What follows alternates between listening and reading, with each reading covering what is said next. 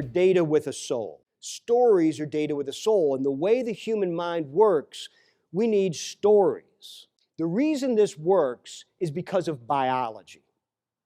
Right? Not psychology, but biology. And that's why it's the same for everybody you deal with. Even though they have different personalities, different intellects, they all have the same biology.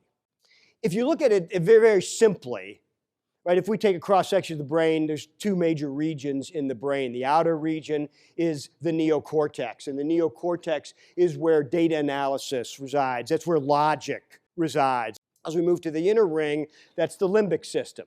And the limbic brain is where emotions reside. There's no capacity for language in the limbic system. Language resides in the neocortex. But the other thing that happens in the limbic brain is that's where decisions are made. Decisions are made in the limbic brain, not in the neocortex. So think about the implications for presentation. The part of the brain that makes decisions to act is the part of the brain that controls emotions and has no capacity for language. Yet that's the part of the brain you have to convince. And the traditional approach to presentations is to throw massive amounts of data on slides filled with words. So we speak to the neocortex.